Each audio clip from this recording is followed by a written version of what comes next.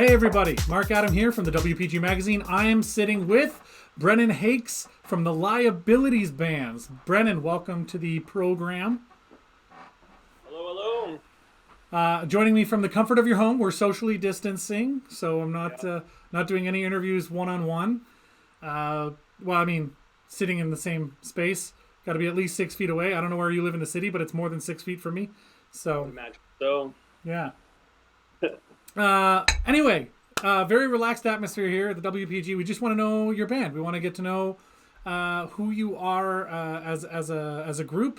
Why don't you take us through first off? How did your band form? What was the obviously you guys were musicians and you're like, oh, okay, were you best friends forever? Did you just sort of meet? What's the story? It's a fun story. It all kind of was a product of happenstance.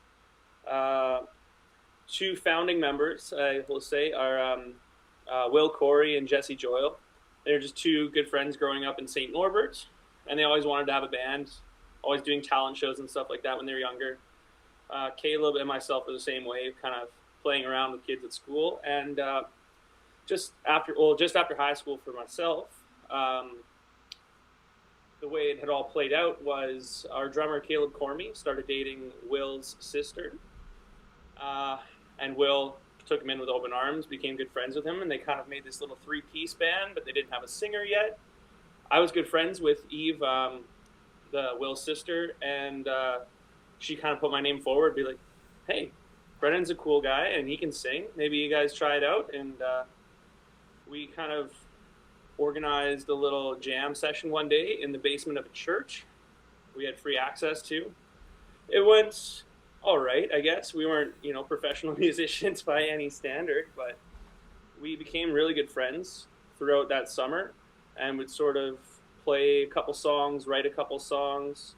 I think by that fall we had about 5 songs of our own that we had written. And so we decided to book our first gig at the Knob in St. Norbert. Wednesday night in front of probably like 100 friends and family, all sitting quietly, patiently waiting to see what we had. And we came out screaming, and it was really good fun. Well, that sounds like fun. Anytime you get to play in front of friends and family, I find it more nerve-wracking than just a bunch of strangers. Was that sort of the case for you guys? Big time. It's easy to kind of just let everything wash into the background when there's no familiar faces. But those familiar faces, especially that early on, we weren't really accustomed to performing live at that point. So it was pretty nerve-wracking. Our stage presence was lackluster, perhaps. But, that's sort of our shtick is we became friends. We are friends. And, friends first, the band second on, half the time. Do you think that's a recipe for success for bands? Was that something you would recommend? Like, make sure you're friends first because the bands come and go, but friends are like a thing, or did it just sort of happen for that? I think it works in our favor because honestly, the way we write music is very collaborative. No one really takes the reins in like full force. Like, there'll be times where someone will come with a song and they'll bring it to the band, and sometimes it's fairly close to being written, and other times everyone picks it apart and we kind of sit there. It can get a little heated sometimes when you're trying to really pick a song apart, egos and tempers flare, but when you're friends, it's sort of, it's easier to be collaborative and constructively criticize each other as opposed to like, hired guns, where there's one person running the show being like, this is the song, this is how it's played, set in stone, Do you guys do it that way sometimes, or it's like this is their song, so whatever they say goes, or do you lean more on the collaborative? In the past, there was we would sort of bring songs. Like when I joined the band, I had a few songs, and they had a few songs, and it was more or less like something was written in stone, but there was room for creation. And as we've developed over the last few years, we started really writing as a unit. It works a lot better. Our recipe for success seems to be being a collaboration. Everyone's got their strengths in the band and, weaknesses. So when you write collaboratively, I feel like we come up with our best products. You guys, you've played a lot of venues in the city. Do you have a favorite venue that you like to play? I'm putting you on the spot a little bit, but No, that's fine. I've had a couple favorites. It used to be the Cavern. That was sort of our home. The old dingy dungeon. But the Pyramid, we've done a lot of our big shows at. It's nice, good sound. You don't have to pay to rent out the venue. We do like playing the Park Theater when we get the chance. So I would say those three are sort of our like staples. We've definitely dived out of there. We've played all sorts of gigs in all sorts of, little basements and a bowling alley once or twice. bowling alley. That sounds like fun. Yeah. How do you play over top of the roll of the balls, the roar there? It was, we were brought out to Winkler to play a night. We had some friends from Winkler, and they wanted us to come and play like a live music show out there. So the best available venue was the bowling alley there. So we rented a bunch of sound gear, set up in the corner. People had drinks, bowled, came by, listened, danced. It was one of the funner shows I'd say we played in our whole career as a band. That sounds like a lot of fun. Obviously, with you guys being friends and bandmates, and I'm assuming you spent a lot of time together. Have there been times where things got really rough, or has it been more or less, we're friends and that's the end of it? I would love to say we're friends at the end of it, but you know what? In any sort of creative outlets, when you're collaborating with people, things can get a little heated, especially when it comes down to crunch time, when you're getting ready for those big shows and you're sort of nitpicking at, little sonic qualities in people's tones or little parts. Sometimes, I won't lie, it's been a little bit heated, but it's nothing that we couldn't overcome. We'll call it a speed bump in the long road it is to...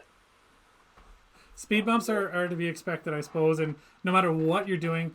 Do you consider yourselves like a business, or is this, for you guys, is it more recreational and that sort of it? Or, do you consider like, let's grow our business, this is what we do now, and anything we do on the side is just to sort of supplement that?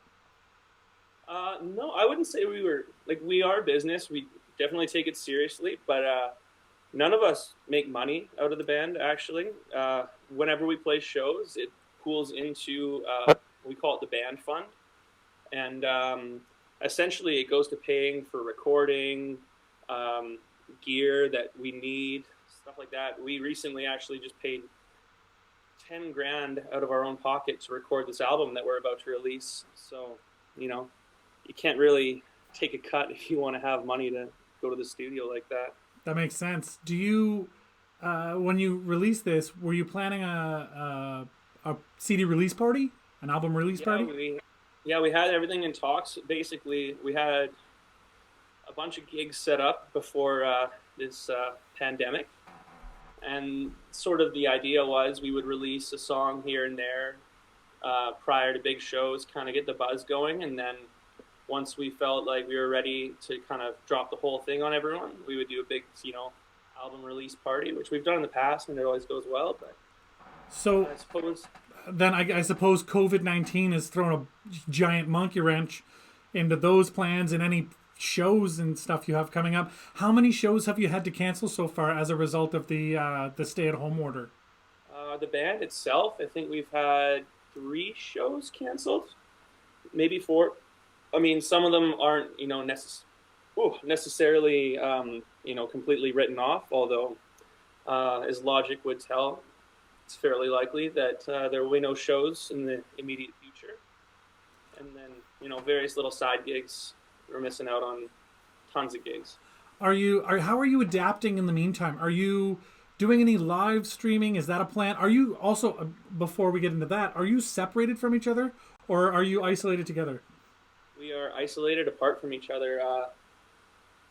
Our drummer Caleb, it was his birthday on St. Patrick's Day, and no. That was the last day all of us hung out together. We had, a couple of drinks in his apartment because, no bars or anything like that were available as a venue. But we've all been isolated from each other. There's talks of maybe, breaking that circle or creating our own little circle, but right now, with just how much is going on and how fast this thing is kind of growing, we haven't, we're not breaking any rules yet. Yeah, and it's for the best, I think, not to try It's and hard, push it. like especially being like good friends and all, like not seeing each other for, we would see each other 2 3 times a week usually, whether it was jamming or just hanging out. But Mm. so it's been a bit tough, not seeing each other and, well, not seeing anyone really. So again, back to have you done any live streaming, or has anyone from your band done any? We haven't done any live streaming. No. I've released a couple just, Instagram videos of me noodling things, but nothing band related or anything like that.